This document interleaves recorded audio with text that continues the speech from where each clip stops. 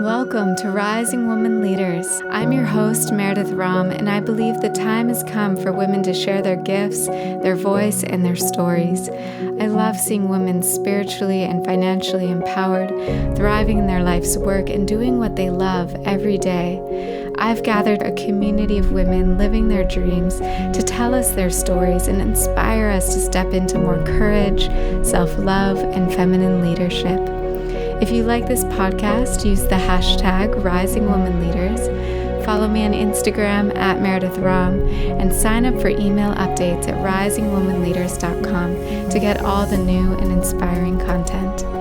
Now get cozy with a journal and a cup of tea. I hope you enjoy today's show.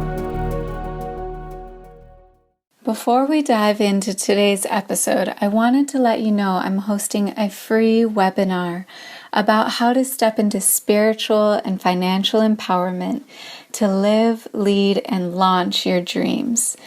It's going to be on May 24th, 2017 at 12 p.m. Pacific time, and the page is now live. You can sign up at risingwomanleaders.com to reserve your seat.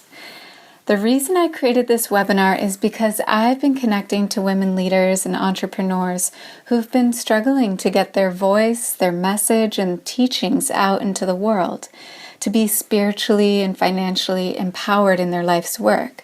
And I can relate to this. As a new yoga teacher and a coach, I struggled to make ends meet. I knew I had big gifts to share with the world, but I didn't know where to start. Not to mention, when I did start, I was filled with fear and self-doubt around stepping up to teach, lead, and share my voice. So I did the best I could, working for little pay to gain experience, because I knew this work was my calling. It was what I was here to do. I supplemented my income with side jobs, and in the meantime, I prayed to find a way to reach the people I was here to serve. I longed to fully share my gifts, to release my fears of being a teacher, and to live and give at my fullest potential. And maybe, just maybe, to find a way for it all to be easy. I desired to let go of a masculine business model of pushing and forcing, and instead honor a feminine way of being and living. I wanted to have a flexible schedule, the ability to work from anywhere, and live with prosperity through the work that got me excited to get out of bed in the morning. Around this time, I began creating 40-day meditation practices where I would read a vision I wrote for my life and for the world out loud every day.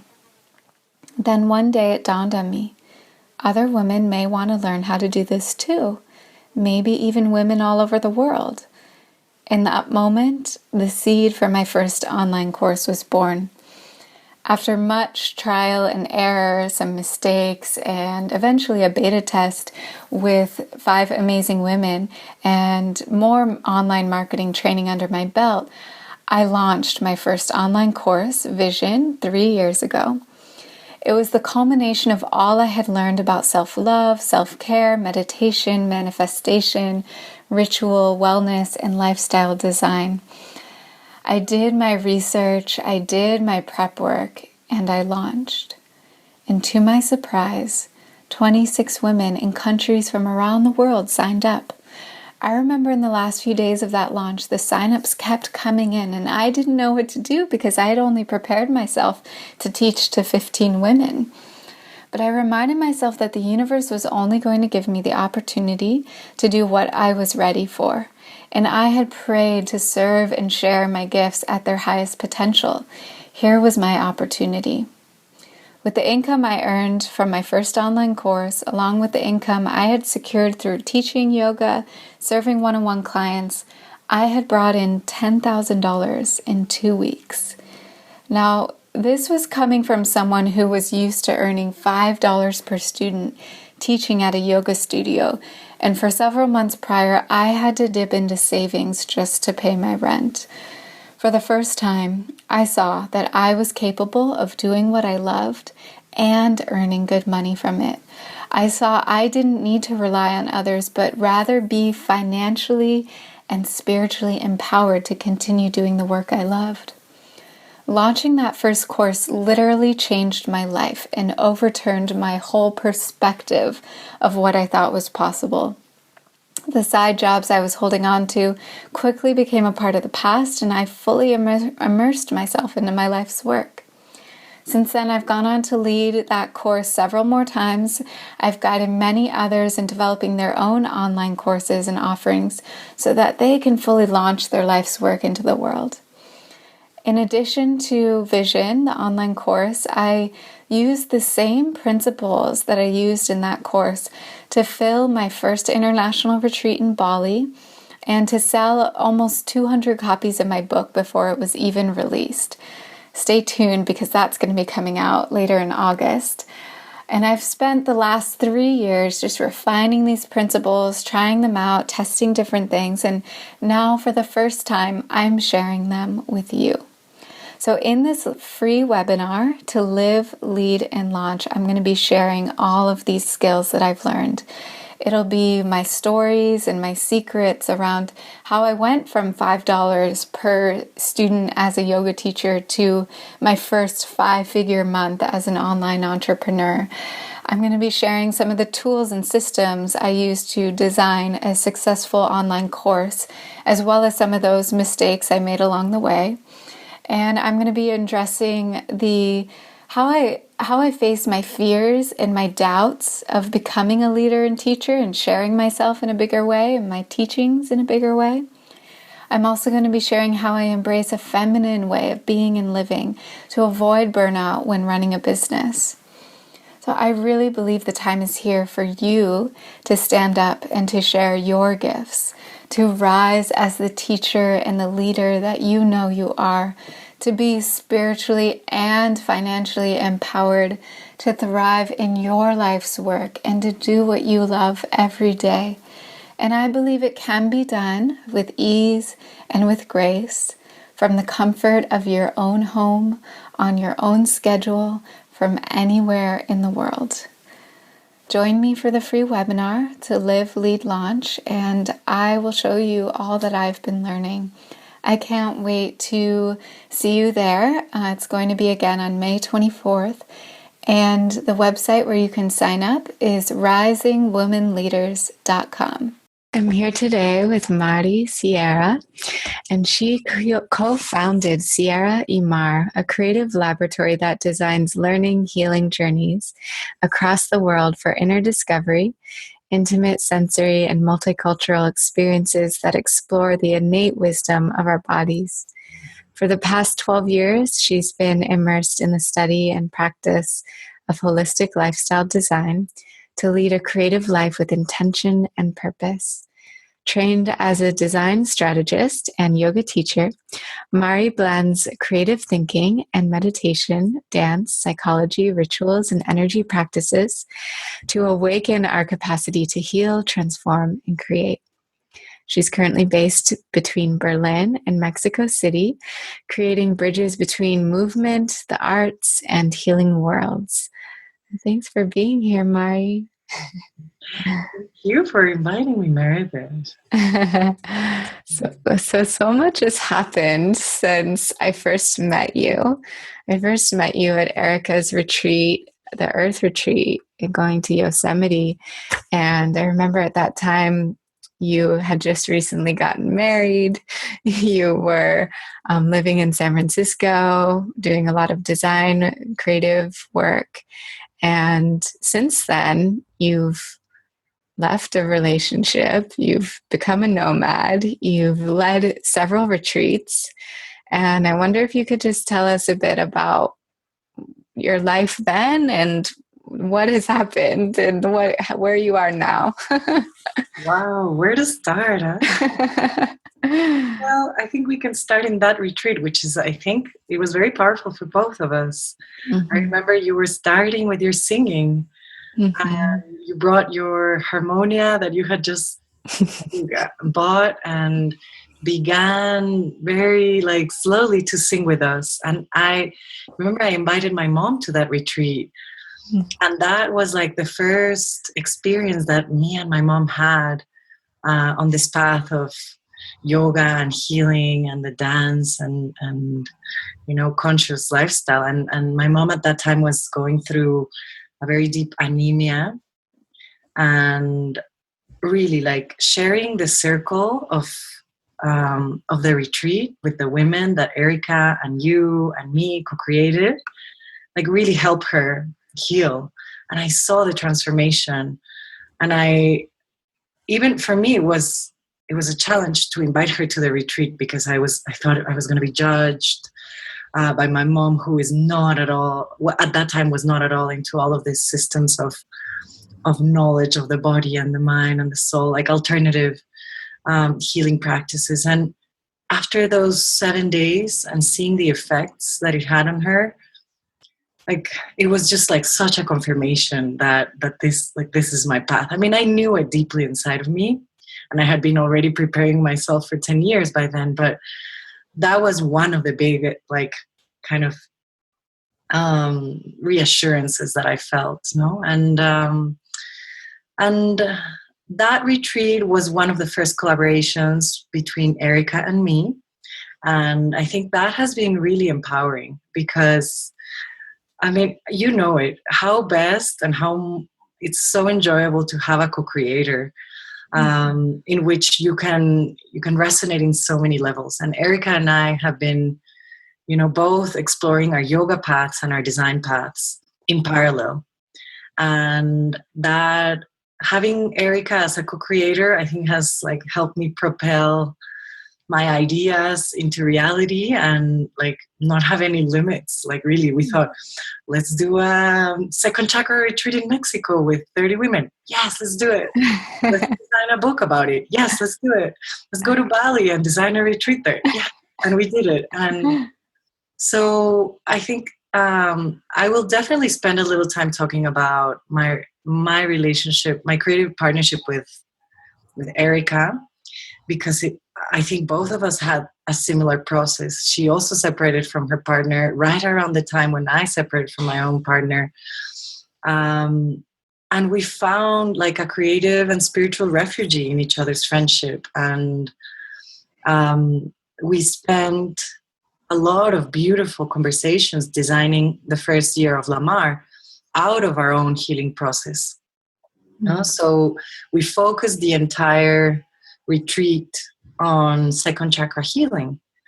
And as you know, the second chakra has to do with relationships, with emotions, with our dualities inside, our feminine, our masculine, our polarities. And we both were like, I mean, let's be real mirrors for each other, because the relationship didn't end just because our partners were like not evolved enough. I mean, we also had something in it, right? Like we both had to take responsibility about what had gone wrong in our relationships. And I think it was really beautiful that we shared very openly our process. And Erica helped me see a lot of things that I was repeating, my patterns of codependency and like, controlling and manipulative behaviors that I had been just unconsciously enacting in my partnership. And so designing a retreat for other women requires like very deep like honesty, and so from the shadow, as you acknowledge it, then it can become a gift. And so that has allowed, like my healing process has allowed me to transform it into a creative kind of offering. And retreats have been a beautiful outlet for me to express, I guess, that spiritual curiosity and like my embodiment curiosity. And so, yeah, I mean, I was in San Francisco for 5 years. And at the time when I was in San Francisco, I felt I was having like parallel lives. I was deep into design consulting and like futurism and like the mind, because that's the energy in San Francisco, like startups and technology, and you never can have enough. Like there's so much novelty and you always want to keep track. And And so I was working as a trend analyst, and like that was my job, to keep up with where the future was going. And so I was working with an innovation consulting firm, and I was mapping innovations at the, in different levels, at the social level, environmental, digital, and then organizing events to help companies and startups do more creative things together. And so at some point, like, really my role was moving energy. Even though it was in the innovation industry and in the startups, it really was about how I curate the group and how I facilitate the energy of creation, of creativity. And that was very stimulating. Like, I really like that. And I actually feel that there's a lot of work that has to be done, also like conscious work that has to be done in that industry. Deep inside, I had a yearning to be much more closer to spirit and closer to living a life in the heart, and a life that was like dedicated to living, breathing wisdom and like body wisdom, because really I was disconnected from the body when I was, spending 8 hours in front of the computer doing all of this consulting. So, like, yes, I was enjoying it, but also there was some suffering and like some side effects, like migraine and stress, that I just had to take a pause from that. And that coincided also with me ending my partnership with Carson. And that was really hard because, we were like, the creative couple, spiritual couple, and we had a business together, and like all our life was really dedicated to each other. And so stepping out of that relationship also meant that I stepped out of my company and like the vision that I had created for my professional life. And so all of a sudden I find myself without a partner, without a home, and without a life vision. And so I was like, wow, like, okay, this is blank slate fully. So that's when my like trip around the world began. Like I had enough savings that I knew I could travel the world for like, I don't know, 6 months while doing little projects to like, sustain myself. And so I really took it in, and I reached out to my network, and I found amazing people that invited me to live with them and co-create with them. And so that took me to places like Berlin, Zurich, London, Basel, Brazil, Costa Rica. Like I really went all over. And in this process, it has been a solo journey, really to be in touch with my life purpose, my soul, and have a very honest dialogue with who I am and why I came to this life. And discovering that also in action, right? Like finding new communities to co-create with, and then learn from them, and then see how I express and how I create in relationship with others. And that has been so beautiful. And I definitely healed by just doing that, and of course, very much confronted with solitude and confronted with, instability because I didn't have a home and my altars and all this. But I found like new creative ways to find my own roots within. And, I travel everywhere with like my little stones and my postcards, which is like my moving altar that fits in my backpack. And that has allowed me to just like lead a very connected life, but because almost out of survival. Like this, if I don't keep up my rituals in the morning and like have my little altar and all of this while being so on the move, then I go crazy. So it's almost like it's a discipline that I need to even like put more intention, because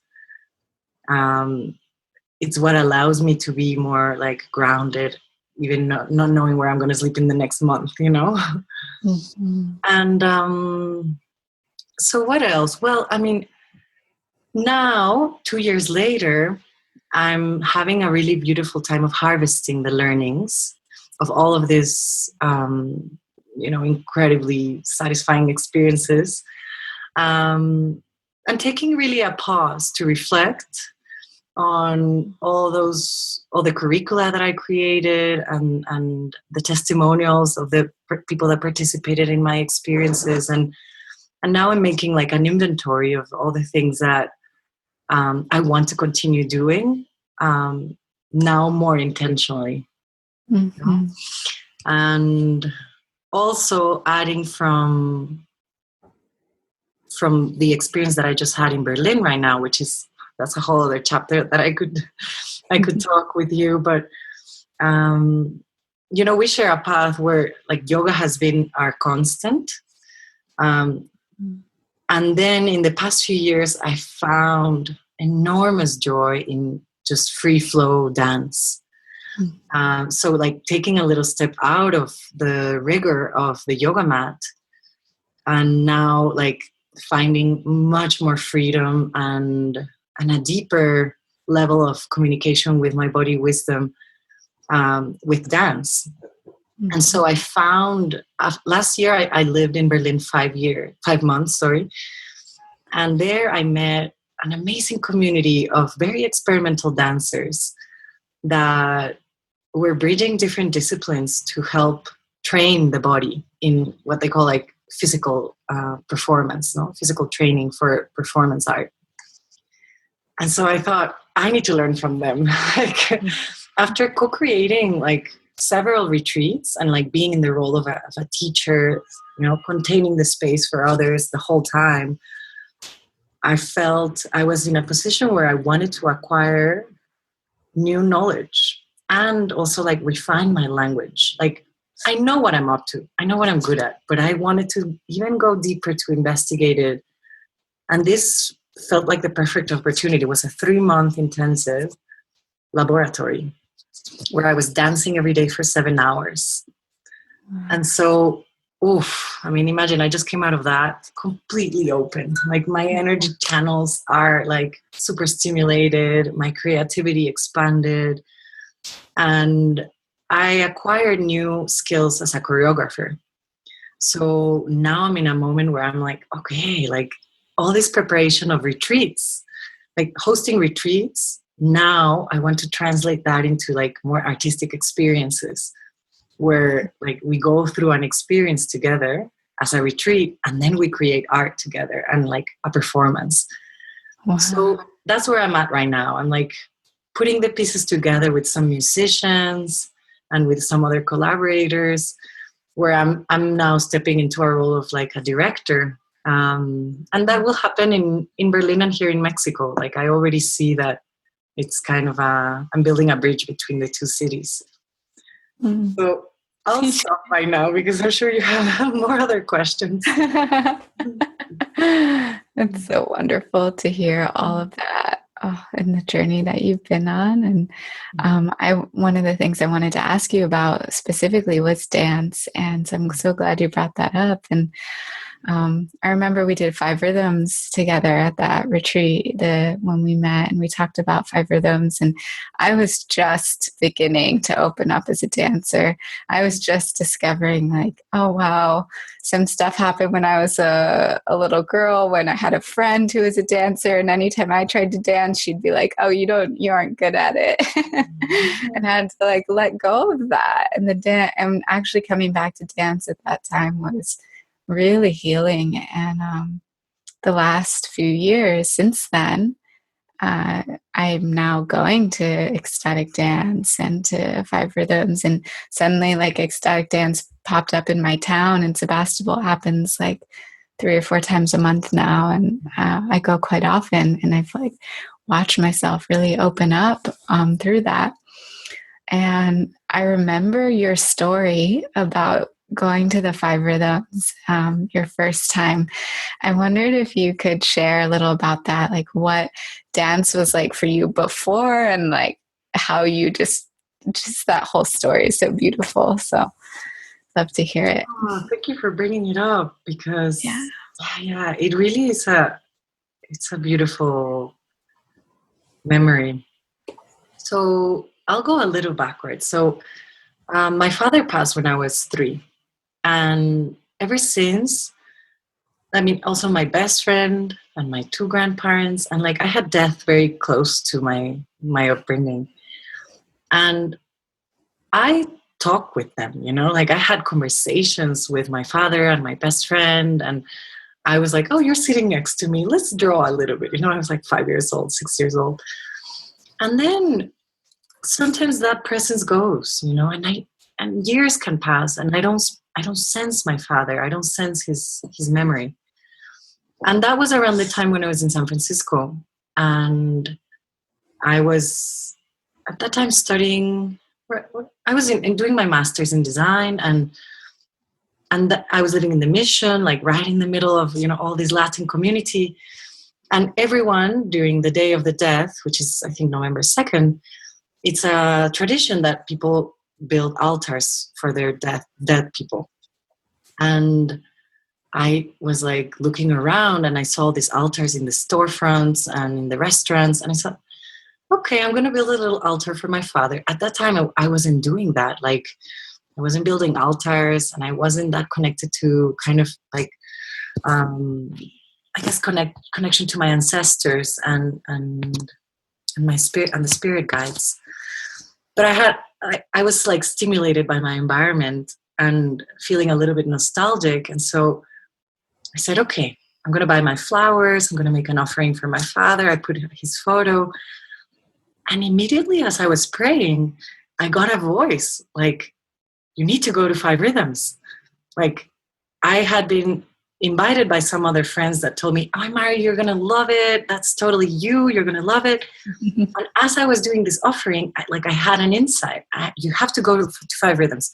So literally, like, I leave my altar prayer and I go to the computer to look for the schedule. And the next day at 8 a.m., they were having a Sweat Your Prayers in Sausalito. And so I asked my roommate for his car. I drive across the Golden Gate Bridge. I arrived to Sausalito. I knew no one there. And then, like, what was weird is that everyone was, like, wearing black and crying. And the dance felt, like, really heavy. And, like, imagine these are, like, 50, 60-year-old people from Marin, like, in a gymnasium in Mill Valley or in Sausalito. And I didn't understand what was happening. Like, but still, I started dancing and, like, was really into it. And then all of a sudden, like, the DJ stops the music and they say, okay, so you guys can sense this. This is Gabrielle's memorial, because she had just passed away the week before. And people had flown from all over America to be there and dance as an offering. And, like, it was so beautiful to experience, because then the DJ, who, I mean, I say DJ, but really she's a beautiful shaman, teacher, dancer, that through music takes us into this ecstatic experience of dance. And we had this, like, collective ritual offering our dance to our dead people, our relatives, to Gabrielle. And of course I was dancing to my father's memory. And so it was such a beautiful connected practice to just, let this body be a vessel for spirit, and, like, feel how my father's presence was, like, in me and animating my dance, and not being afraid of the mourning, and the sadness and the absence, actually using that as material for expression and transmuting the sadness into, like, deep expression and emotion. And then having also, like, it's a very individual, intimate experience, but in unison with others that are going through the same. And that, my dear, is one of the most powerful experiences I can ever think of, because like, we're not alone in this world. We're not alone in our journeys. We can have these shared rituals where we transmute and transcend what might be very heavy on our own, And so dancing to my father's memory in Gabrielle's memorial was life-changing and life-confirming, that this was a practice that I should pursue and continue to pursue forever. Yeah. And wasn't there also a moment of being witnessed by everyone? Like, Yeah. what exactly happened there? Yeah, well, okay. So the teacher asked first, I think what I remember is that first she asked for all of us to stand around the circle in the gym, like by the wall, and then witness. She called in all the people that had met Gabrielle and had a friendship or a relationship with her. So like a lot of the elders came into the center of the gym and started dancing. It was so beautiful to witness because these people if you research a little bit about Gabrielle Roth, the founder of Five Rhythms, she is a shaman, beautiful dancer, like spent years in Esalen developing the massage there and the therapy, like bridging psychology and shamanism and dance. Like she really was a forward thinker and affected a lot of people in California and in the world. So all of them were there dancing, which was beautiful to witness. And then she asked, okay, well, we witnessed this. Now I call into the center of the circle everyone who helped found the school. So another group of people started dancing another song. And then she said, okay, well, I also call in the center whoever who has never heard of Gabrielle and is here for the first time. And I thought other people were going to like join. And I was the only one. So everyone looked at me and they're like, well, dance with us. And so I really like let myself dance. And not did I hesitate once, it was like a calling. Like I was like, of course, here I am. And you're right. Like this was a huge moment of being witnessed in my deep vulnerability and in the deepness of like transformation that I didn't know what was going on, because this transmutation of sadness towards like creative empowerment was a very new sensation. And I don't know what came out of me. It was like being possessed by the spirits, but it was beautiful, beautiful. Yeah. And we need the community in order to be in that witnessing and to experience our own transformation. And I know so much of that happens at retreats too, because there's like the sharing in our circles. There is the people just getting to be so deeply vulnerable. There's like the partner sharing. There is all of that coming together. Thank you for sharing the Gabrielle Roth story. I'd love to hear more about the Lamar retreat and this second chakra. And what are some of the practices you were using there? And just tell us a little bit about the design and intention of it. Yeah, well, I want to go and tell you about the second Lamar. So this is the second year that we hosted. And this time, 29 women joined us from all around the world. I'm telling you, Panama, Switzerland, Germany, London, Spain, Canada. Like it was really beautiful, multicultural group from all ages, from a grandmother to a woman that was pregnant, to a 24-year-old beginning her exploration of her spiritual journey, like really diverse group. And we all have a womb, we all have womb stories. And so the theme that we began the exploration with was cultivating spirit flow. And each word has a resonance, It's like cultivation, spirit, and flow. And so we thought that it would be really beautiful to tap into the wisdom of the group prior to us meeting. And so we sent out a questionnaire about asking them about how they cultivated their spirit and different practices that they already did. And for us as teachers, it serves us to see where the group is, right? Like we can have a feeling, how close are they to their subtle body? Do they practice yoga or not? So that we can then cater the activities and the different design of the experiences to the level of the group. But oh my God, Meredith, like the responses that we got back from the group was amazing. Were amazing. Already we could sense that we were speaking with like very enlightened women, like very connected. And so we got amazing responses about their own way of understanding what cultivating spirit flow means to them. And so we quickly put into design some of the quotes, and you can even go into our Instagram feed and look at some of the quotes that we got from the responses of the group. And this was only prior, to the retreat. But already we could sense that women were connected to the wisdom of their bodies, the elements, the dance, and ritual. Like some of them were saying how they adorn themselves in the morning to different colors of their chakras, as they're cultivating different intentions for their life or for their work. We could also see that they were connected to nature and water and like dance and poetry. So all of that, this is the second year that we host this retreat. So we already have tested what activities worked well and others that we wanted to experiment with new things. So one thing that was really powerful, so this is 7-day retreat and there's an arch, right? So you can understand that like really transformation happens both in the beginning, at the top, and then there's like a low. I have a.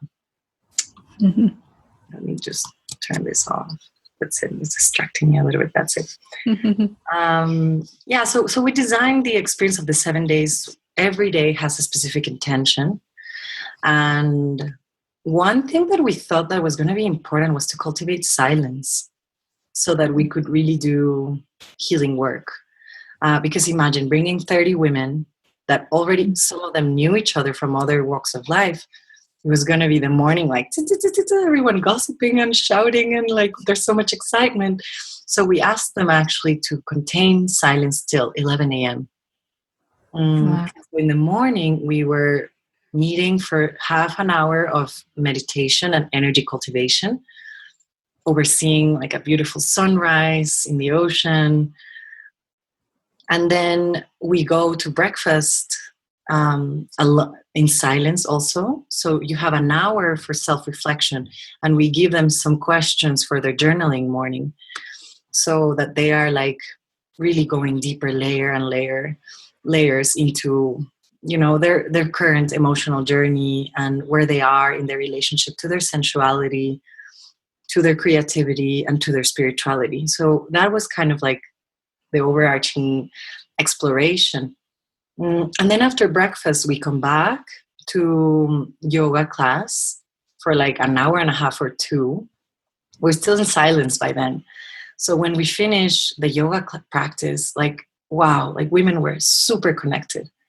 And right there, we enter into artist time. So we have 2 hours of some, creative time for us to explore our expression. And so every day we had different materials we were playing with. And you know how artistic Erica is also. And so we both were like bringing all this arts material from thread to paint to different like nature materials. But we actually decided that this time we were only going to bring the color red because this is our life force, our blood, our genes, our genetic material, our death and rebirth. And so that was really powerful to do art only with the color red. Wow.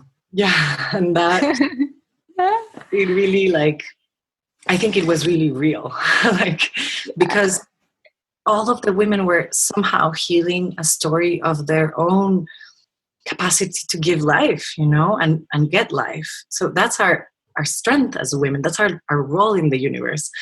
And so it's like, it was about healing our relationship to blood.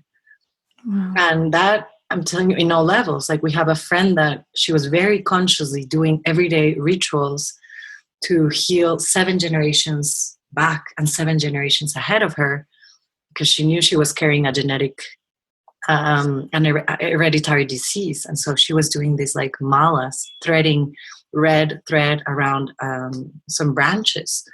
And as she was doing this, she was repeating the names of her mother, her grandmother, great-grandmother, to heal back,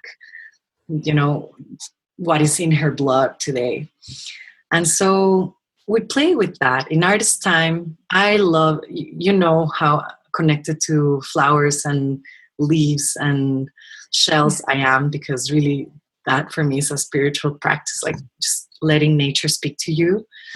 And so I guided some like artistic expression activities with nature elements.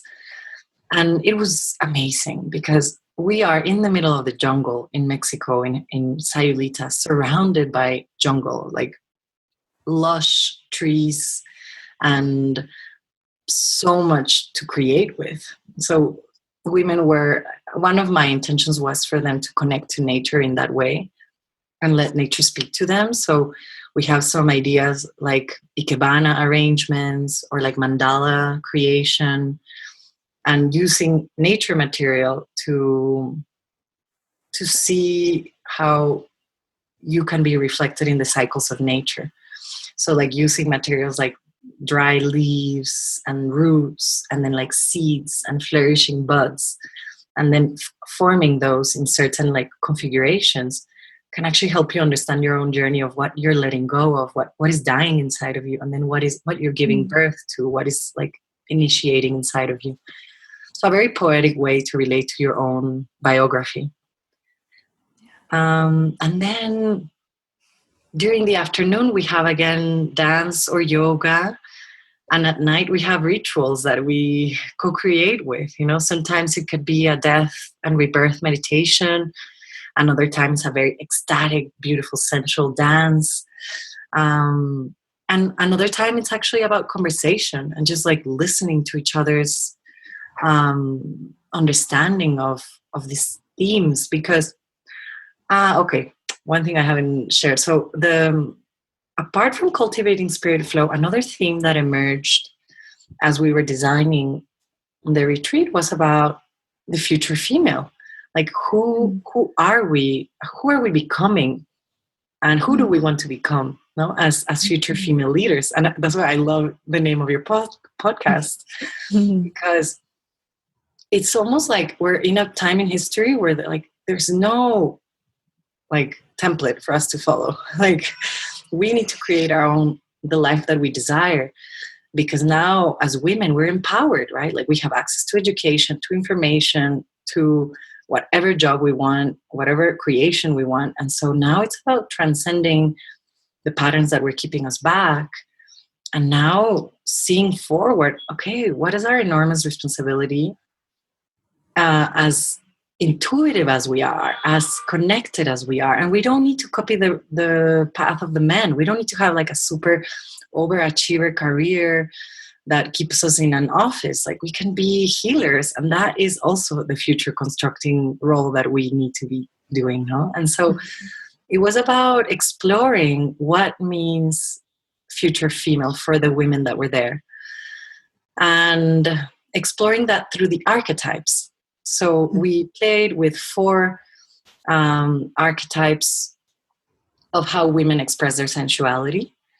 And so one of them, so they are the priestess, the wild woman, the maiden, and the seductress.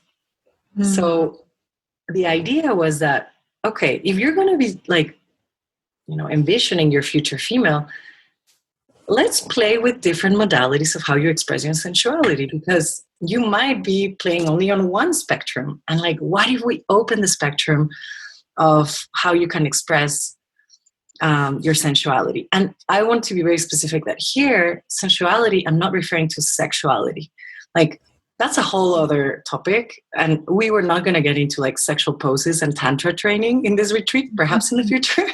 But this time was more about how we live in our senses. And that relates to how we connect to spirit through our senses and to our creativity. So that kind of was, so those 4 archetypes allow us to see different modalities. And so we first had conversations. And then Erica and I designed this beautiful booklet with inspiring imagery that I can share with you also after our call. I'm sure you've seen it. The idea was to like spark visually also like some already existing models that could like spark imagination. And then we also asked some women to bring props, like to bring like costumes that represent each of those archetypes. So that we had little altars for each of the archetypes. And then we dressed up as those archetypes during our dances. Like, for example, one woman told me, I have no idea how to embody the priestess.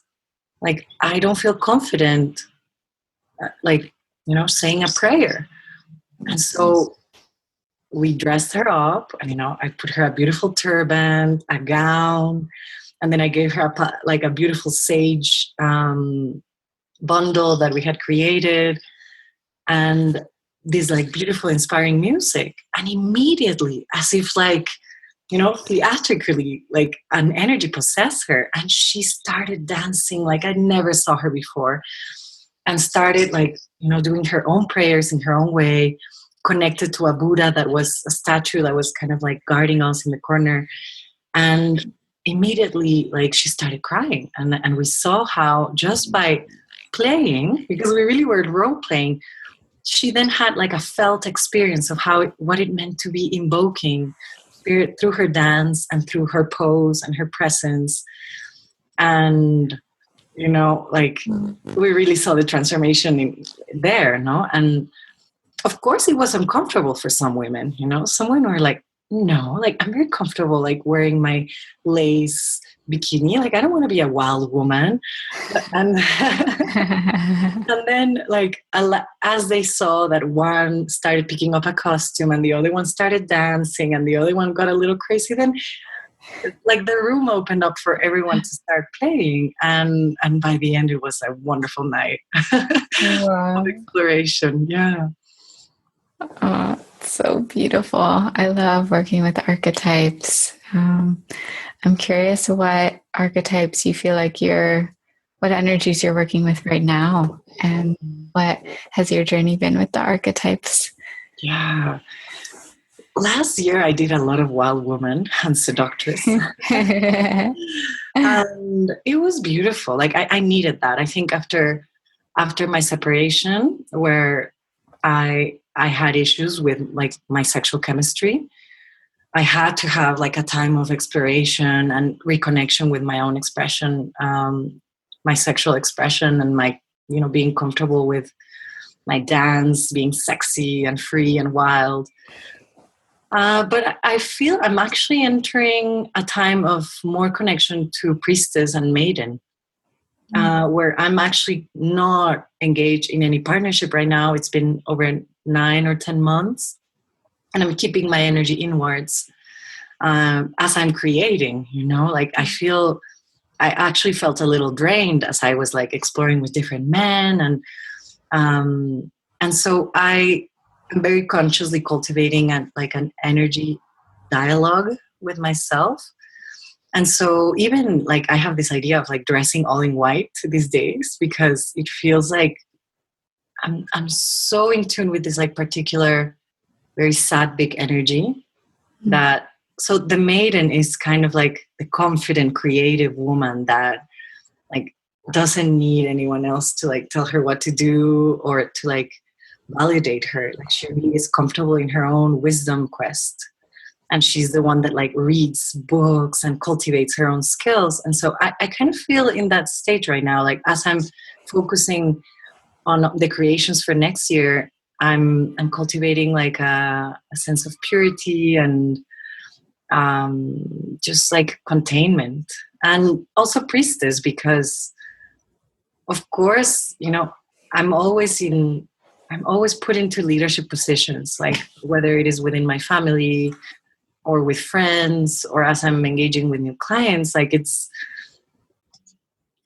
I play a role of like a mediation between spirit and this reality. And I know that comes through in my poetry, in my coaching, in my dance, in how I manage the energy in the room when I enter and there's conflict in my family. Like I'm always kind of keeping an energetic dialogue with what's happening. And I think that's priestess also.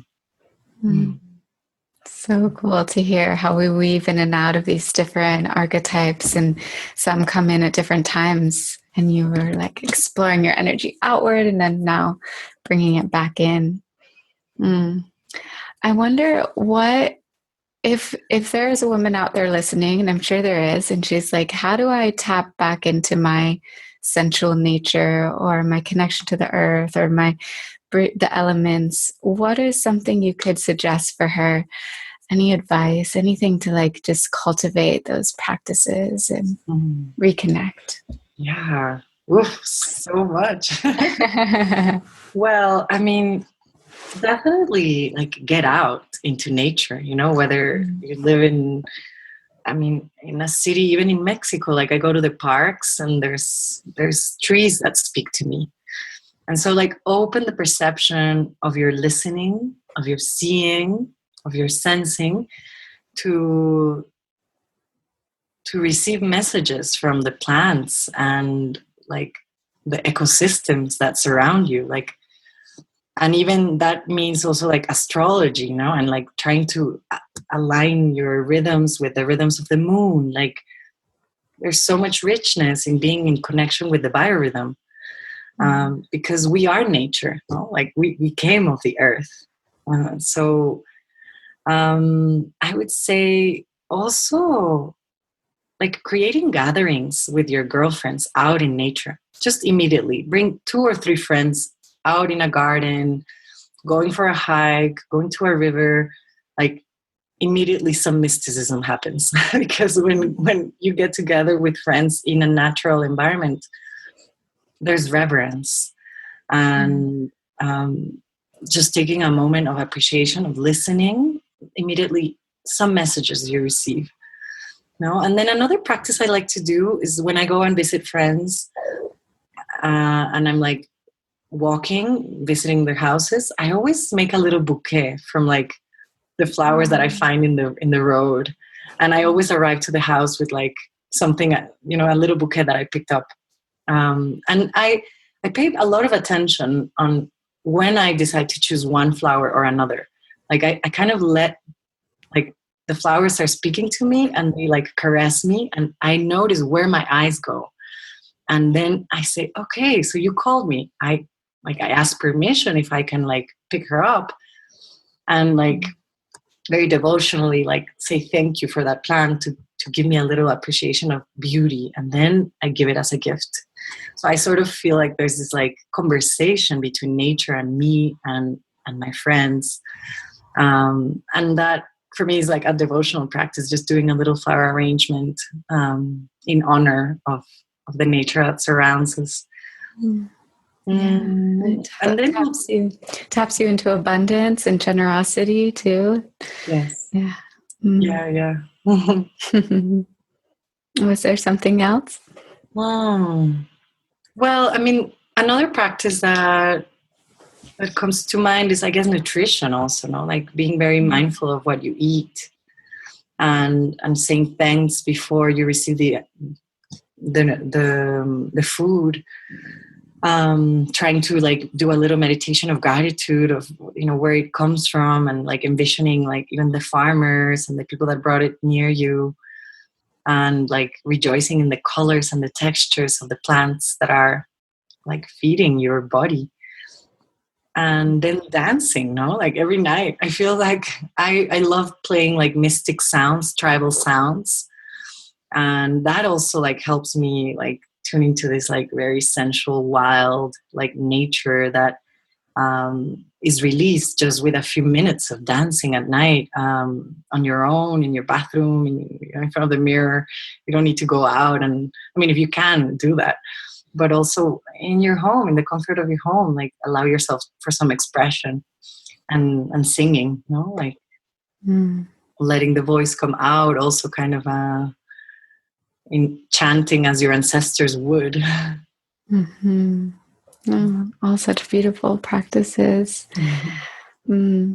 When I think of also the future female, women stepping more and more into their power and embodying these higher selves, I know that a lot of fear or doubt can come up along the way.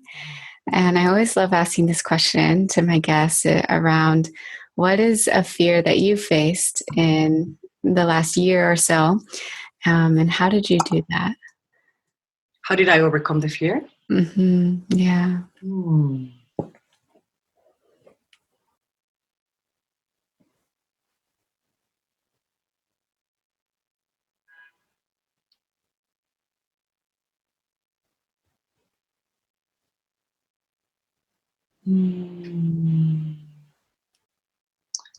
I mean, I guess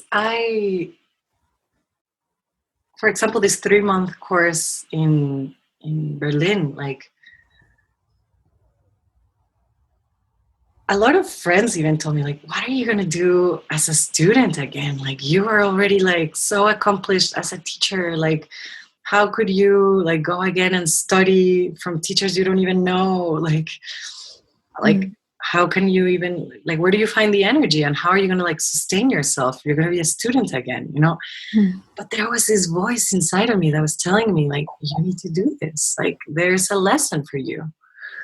And so, of course, the fear was there, no? The fear of like, wow, like, what if I don't like the teachers? What if I don't like my other colleagues? What if I ran out of savings? What if I feel lonely in Berlin? Like, you know, there's all these like fears, but I try to keep connected to that voice that was telling me, like, there is something in you. And I write my intentions very clearly in an app I have that actually Erica suggested to me, Productive. And I revisit them every day. You know, like, what is my learning intention? What is my presence intention? What is my creative intention for this course? And as long as I remind myself of that intention, then the fear just like, oh, it disappears. Like, it's like, oh, of course, like my intention was to refine my language. My intention was to show up with openness and generosity and to play, to allow myself to play and be innocent again, to receive wisdom. And then the fear disappears, because that fear is kind of like a stubborn little voice. Yeah. But then the intention kind of rises, and helps the fear lower. Yeah, when you remember why it is that you want to do and create all of this. Oh, my connection just said, okay, we're back. And well, I just have really 2 more questions for you. One is just, what is happening in your business now? What are you excited about? What's coming up? Let's start with that. Yeah. Well, there's transformation in my business, as we all go through transformations. So I think I'm kind of consolidating, because I have several areas. So one area is kind of the retreat, the experience learning production. And so that, whether that is workshops, retreats, or classes, that's the experience learning component that is activated every time I enter into partnership, because I always like to co-create. And then I create multimedia that happens, you know, from that retreat, from the result of those sharings. So I'm right now kind of refining my channels so that people can access that multimedia easier, because the flow right now is a little bit messy, because I had I was in a time of creation. Now I'm transitioning into a time of like creating order in the creation. And I also recorded a lot. I mean, this multimedia means like everything from photo stories to guided meditations to, you know, little online courses where you can have experiences on your own. And so that's one area. But then another area of my business is my own creative direction and my thought partnership. So people hire me as a creative director and like as a strategist to help them envision also the future of their businesses in this kind of industry of wellness and consciousness, conscious lifestyle, and art. And so I actually really like doing that. Like I love art directing. I love coming up with creative concepts. And so while I sustain my own company, my own branding, and my own like positioning of my teachings, I also help other people build their own businesses and their own identities. And we go through these explorations of branding and envisioning. And so right now I'm partnering with a design studio in Mexico so that they help me execute. And I now just come up at the creative concepting level. And then I have kind of like a branch that can help me execute all the design that I just have less time to do right now. And so, for example, right now I like directed a photo shoot in New York that was, the concept was like two dancers having a very intimate connection in dance. And so we photographed that, and that will become the album art for a DJ friend. So I'm like so happy I put together, like I trained the dancers remotely. I found the photographer. I directed everything from afar. And now we got beautiful art that, that is one of my biggest like joys, to spread beauty with the world. And so consolidating my design practice and my art practice is also like big focus right now. And having systems underneath me that can help me generate more flow has been my focus also these days. And then also professionalizing my sound recordings, because all of this, I mean, you know how we record our things with our iPhones and our Skype calls. But now I've met this really amazing production company here in Mexico.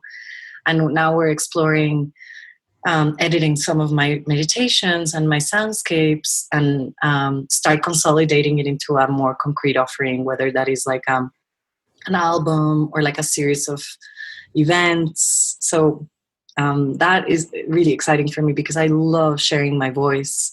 It's my passion, and my voice, but that has connection to like, like a higher message.